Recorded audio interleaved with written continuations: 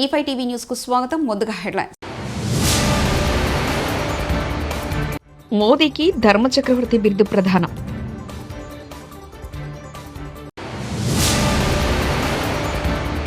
నేను దేనికి భయపడను. కొండా మురళి.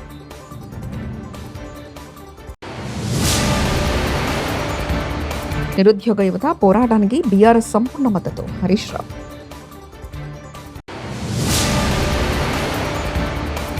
ఎమర్జెన్సీని తలపించేలా చంద్రబాబు పాలన. మహేష్ రెడ్డి.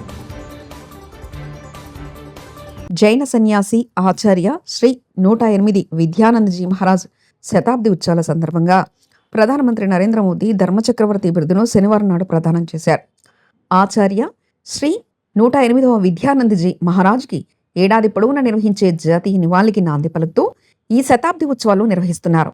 జైన నేత ఆధ్యాత్మిక పండిత వారసత్వాన్ని స్మరించుకునేందుకు కేంద్ర సాంస్కృతిక మంత్రిత్వ శాఖ ఢిల్లీలోని భగవాన్ మహావీర్ అహింస భారత్ సహకారంతో ఈ శతాబ్ది ఉత్సవాలను నిర్వహిస్తున్నారు. जारी किए गए हैं। मैं इसके लिए भी सभी देशवासियों को अभिनंदन करता हूं। मैं विशेष रूप से आचार्य श्री प्रज्ञा सागर जी का अभिनंदन करता हूं, उन्हें प्रणाम करता हूं। आपके मार्गदर्शन में आज करोड़ों अनुयायी पूज्य गुरुदेव के बताए रास्ते पर आगे बढ़ रहे हैं। आज इस अवसर पर आपने मुझे धर्म चक्रवर्ती की उपाधि देने का जो निर्णय लिया है,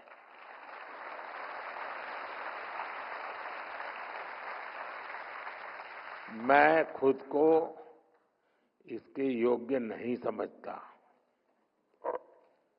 लेकिन हमारा संस्कार है कि हमें संतों से जो कुछ मिलता है उसे प्रसाद समझकर स्वीकार किया जाता है।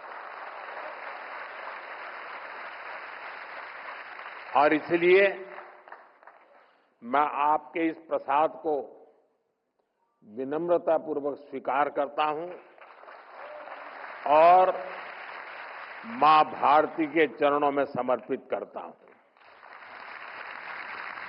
కూటమి సర్కార్పై మాజీ ఎమ్మెల్యే కాసు మహేష్ రెడ్డి సంచలన వ్యాఖ్యలు చేశారు. ఎమర్జెన్సీని తలపించేలా చంద్రబాబు పాలన ఉందని ఆరోపించారు. మీరు ప్రజలకిచ్చిన హామీలు నెరవేర్చుకోవాలని డిమాండ్ చేశారు. కూటమి ప్రభుత్వం పెట్టిన కేసులకు భయపడేది లేదన్నారు. మాజీ ఎమ్మెల్యే కాసు మహేష్ రెడ్డి తాజాగా మీడియాతో మాట్లాడారు. ఏపీ మొత్తం చంద్రబాబు ఫ్యాక్సినిజం నడుపుతున్నారు. నిన్నటి ఓటమి రేపటి గెలుపునకు నాంది కావాలి. వైఎస్ఆర్సీపీ అధినేత వైఎస్ జగన్మోహన్ రెడ్డి బయటకు వస్తే భయమెందుకు? ఎమర్జెన్సీని తలపించేలా చంద్రబాబు పాలన ఉంది. వైఎస్ జగన్ 9 కార్లు 100 మందితో వెళ్లాలట. అనైతిక రాజకీయ ఒరవడికి కూటమి ప్రభుత్వం నాంది.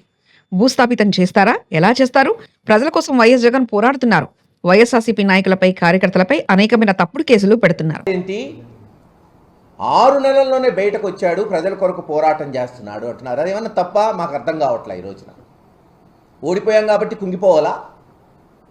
నిన్నటి ఓటమి రేపటి గెలుపుకి నాంది కావాలని నమ్మిన వ్యక్తి జగన్మోహన్ రెడ్డి గారు. కాబట్టి ప్రజల పక్షాన నిలబడి రైతులకి కష్టం రాని, ఆడపడుచులకి రాని, లేదు తెలుగుదేశం ఇస్తానన్న హామీలు మాట ఇచ్చి మాట తప్పుతుంటే, తొంగలో తప్పుతుంటే బాధ్యత కలిగిన ప్రతిపక్ష నాయకుడిగా ఈరోజు ఎలుగెత్తి చాటి చెప్తున్నాడు. దానికి ఇదేంటి? జగన్మోహన్ రెడ్డి గారు బయటకు వస్తాడేంటి? అక్కడ తెనాలి పోతారేంటి? పొదిలిపోతారేంటి? ఇవా జగన్మోహన్ రెడ్డి గారు ఎందుకు పోయారు? అక్కడ బహిరంగంగా కొంతమంది కుర్రవాళ్ళని పోలీసులు విచక్షణారహితంగా ఇష్టం వచ్చినట్టు కొడితే అది మొత్తం దేశమంతా చూస్తే ఇది తప్పు, మీకు ఇటువంటి హక్కులు లేవు, అధికారాలు లేవు, తప్పు చేస్తే వాళ్ళని శిక్షించండి కానీ ఇలా కొట్టే హక్కు లేదని చెప్పడానికి పోయాడు. దానికి చంద్రబాబు నాయుడు గారు ఏమంటారు? అది గంజాయి బ్యాచ్ని ప్రొటెక్ట్ చేయడానికి పోయాడన్నారు. మీ ఇష్టమే, మీరే నిర్ధారించేశారు. ఎందుకంటే ప్రభుత్వం మీది కాబట్టి, అపారమైన అనుభవం ఉంది కాబట్టి, ఛానల్స్ అన్నీ మీ చెప్పు చేతల్లో ఉంటుంది కాబట్టి మీడియా వాళ్ళకి గంజాయి బ్యాచ్ అని ఒక లేబుల్ తగిలిచ్చేశారు. అయితే కొడతారా?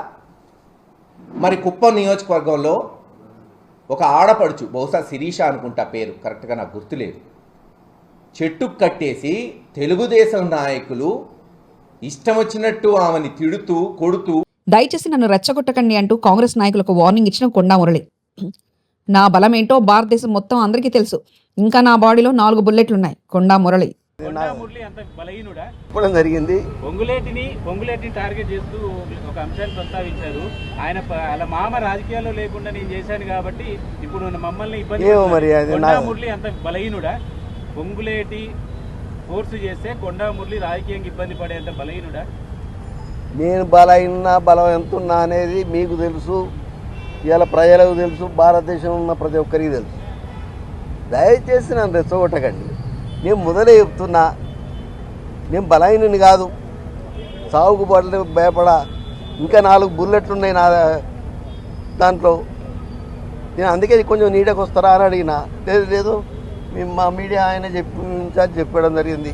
అక్కనే పెట్టిండ్లన్నా ఎండైనా మీరు రండి అని. కాంగ్రెస్ ప్రభుత్వం అధికారంలోకి వచ్చి 20 నెలలు అవుతున్నా జాబ్ క్యాలెండర్ ఎందుకు అమలు చేయలేదని మాజీ మంత్రి సిద్దిపేట ఎమ్మెల్యే తన్నీరు హరీష్ రావు ప్రశ్నించారు.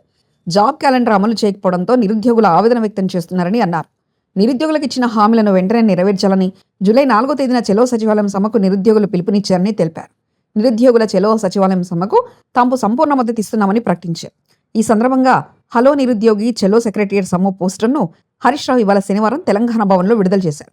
అనంతరం మీడియాతో హరీష్ రావు మాట్లాడారు. నిరుద్యోగుల చెలో సచివాలయం సమ్మెకు సిపిఎం పార్టీ మద్దతు ఇచ్చినట్లు నిరుద్యోగులు చెప్పారని పేర్కొన్నారు. ఇంతవరకు ఈ నోటిఫికేషన్ కూడా రాలేదు. అదేవిధంగా గ్రూప్ 1 ప్రిలిమినరీ అక్టోబర్ 2024లో ఇందులో ముఖ్యంగా అసిస్టెంట్ కన్జర్వేటర్ ఆఫ్ ఫారెస్ట్ ఉద్యోగాలకు నోటిఫికేషన్ ఇస్తామన్నారు. ఈ నోటిఫికేషన్ ఇంతవరకు రాలేదు. అదేవిధంగా gazetted scale officers degree and above professional services in department corporations and societies జనవరి 2025లో నోటిఫికేషన్ ఇస్తామన్నారు. నోటిఫికేషన్ రాలేదు. DSC mega DSC Ponnam Prabhakar గారు నిరుద్యోగ యువతపై కలిస్తే మంత్రిగా ఆయన హామీ ఇచ్చాడు. మేము మెగా డిఎస్సి ఇస్తున్నాం తొందరలోనే అని చెప్పారు. అసెంబ్లీలో పెట్టిన జాబ్ క్యాలెండర్లో కూడా ఫిబ్రవరి 2025న మెగా డిఎస్సికి పిలుస్తామని చెప్పారు. నోటిఫికేషన్ ఇంతవరకు రాలేదు. అదేవిధంగా ఫారెస్ట్ బీట్ ఆఫీసర్స్ ఫిబ్రవరి 25న నోటిఫికేషన్ ఇస్తామని చెప్పారు. ఇది కూడా రాలేదు. ఎస్ఐ కానిస్టేబుల్స్ ఉద్యోగాలకు ఏప్రిల్లో నోటిఫికేషన్ ఇస్తామన్నారు. అది కూడా రాలేదు. ఏది రాలే. మీరు పెట్టిన జాబ్ క్యాలెండర్లో ఒక్క నోటిఫికేషన్ కూడా రాలేదు. ఇది జాబ్ క్యాలెండర్ కాదు, ఇది దగా క్యాలెండర్, జాబ్లెస్ క్యాలెండర్, నిరుద్యోగ యువతను మోసం చేసిన క్యాలెండర్ తప్ప ఏమి లేదు. శాసనసభలో కూడా పెట్టి మాట తప్పిన పార్టీ కాంగ్రెస్ పార్టీ. అసెంబ్లీలో పెట్టారు. మీరు అసెంబ్లీలో పెట్టి కూడా ఒక్క ఉద్యోగానికి కూడా నోటిఫికేషన్ ఇవ్వలేదు. శ్రీ జగన్నాథ స్వామి వారి రథయాత్ర మహోత్సవాల సందర్భంగా పట్టణంలోని దాసన్నపేటలో గల పురాతన శ్రీ జగన్నాథ స్వామి ఆలయంలో శ్రీ స్వామివారికి దేవస్థాన ఆధ్వర్యంలో రథోత్సవం వైభవంగా నిర్వహించారు. ఈ కార్యక్రమాలకు విచ్చేసిన స్థానిక శాసనసభ్యురాలు పూసపాటి అతిథి విజయలక్ష్మి గజపతి విచ్చేసి పూజలు నిర్వహించారు. దేవస్థానం ఈవో కె శిరీష ఆలయ మర్యాదలు పాటిస్తూ ఎమ్మెల్యే అతిథి విజయలక్ష్మి గజపతిని ఉచిత రీతిన సత్కరించారు. భక్తులకు గోవిందనామ స్మరణతో ఆలయం మారుమ్రోగింది.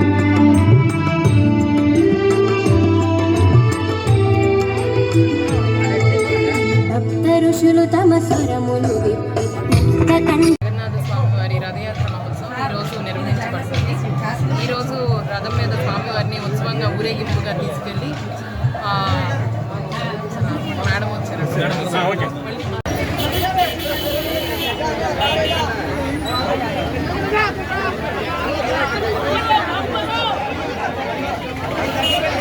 శ్రీ జగన్నాథ స్వామి వారి తొలి రథయాత్ర మహోత్సవాలు పట్టణంలో వైభవంగా జరుగుతున్నాయి.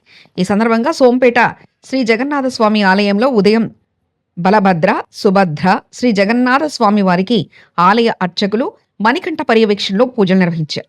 అనంతరం ఆలయ వద్ద నిలిపిన రథంపై శ్రీ బలభద్ర, సుభద్ర, శ్రీ జగన్నాథ స్వామి వారిని భక్తులు దర్శించుకొని స్వామివారి తీర్థ ప్రసాదాలు స్వీకరించారు.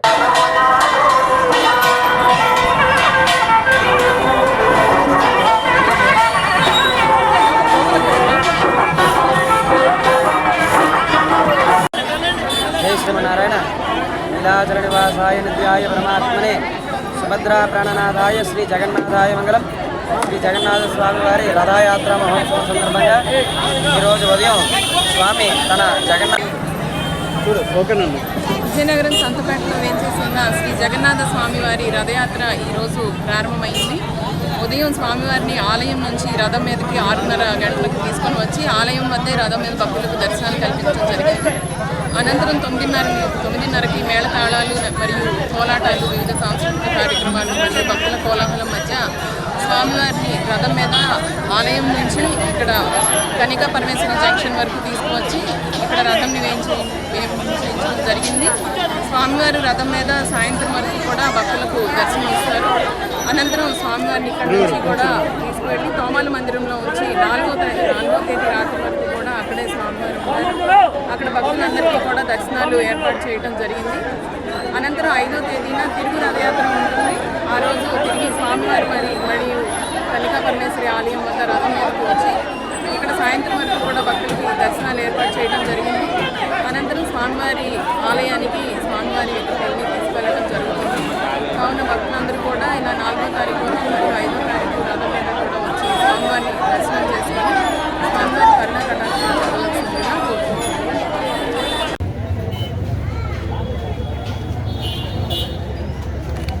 నీలాచల నివాసాయ నిత్యాయ పరమాత్మనే సుభద్రా ప్రాణనాథాయ శ్రీ జగన్నాథాయ మంగళం. మంగళం యాదవేంద్రాయ మహనీయ గుణాబ్దయే వసుదేవ తనూజాయ వాసుదేవాయ మంగళం. మంగళాదాసనవరేర్మదాచార్య పురోగమై సర్వైశ్చ పూర్వై. పైడితల్లి దేవస్థానం ఈఓకే శిరీష రథం తాడులాగి రథోత్సవాన్ని ప్రారంభించారు. శ్రీ పైడితల్లి అమ్మవారి దేవస్థాన చైర్మన్, మాజీ కేంద్ర మంత్రి పూసపాటి అశోక్ గజపతిరాజు పుట్టినరోజు సందర్భంగా పట్టణంలోని చదురుగుడిలో శ్రీ పైడితల్లి అమ్మవారిని దర్శించుకున్నారు. దేవస్థాన ఈఓకే శిరీషతో పాటు ఆలయ వేద పండితులు, అర్చకులు అశోక్ గజపతిరాజు సతీమణితో కలిసి విచ్చేసిన ఆ దంపతులకు పూర్ణ కుంభంతో స్వాగతం పలికారు. ఆలయంలో అమ్మవారిని దర్శించుకుని పూజలు నిర్వహించుకున్న తదుపరి ఆలయ వేద పండితులు సాయి కిరణ్ శర్మ, దూసి శివరామకృష్ణ మాట్లాడారు.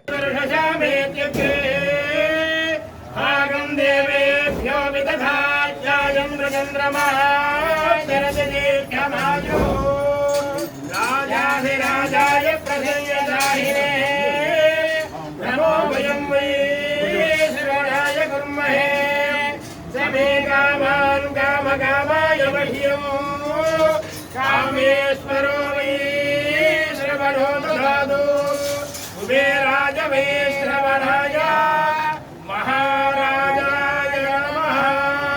ఆయుర్దాగ్రహ విశోజుషాణో కృతప్రదేకో కృతయో నిరేధి కృతం వేత్వా మధుదారుగవ్యం విదేవపుత్రమభిరక్షదాదివో పశ్యతి పుత్రం పశ్యతి పౌత్రం ప్రజయా పశుభిర్మిథునేత్యాయతే యస్యైవం విదుషో నిహోత్రం జపదేవతేన దేవం వేద.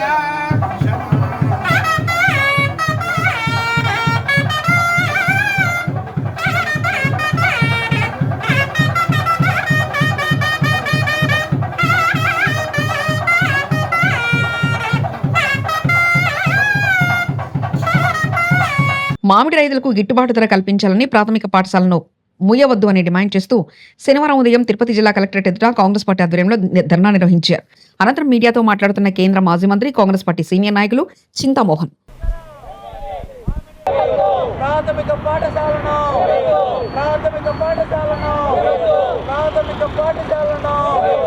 మామిడి రైతు గిట్టుబాటు ధర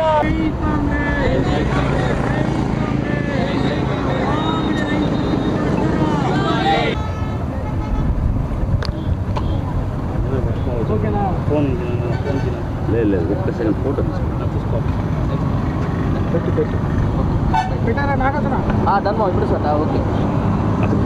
అందరికీ నమస్కారం. తిరుపతి కలెక్టర్ ఆఫీస్కి రావడానికి ముఖ్యంగా 2 కారణాలు. ఒకటి ప్రాథమిక పాఠశాల. మోదీకి ధర్మచక్రవర్తి బిరుదు ప్రదానం.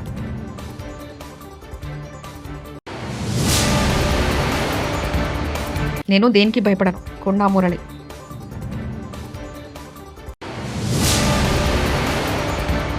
నిరుద్యోగ యువత పోరాటానికి బీఆర్ఎస్ సంపూర్ణ మద్దతు, హరీష్ రావు.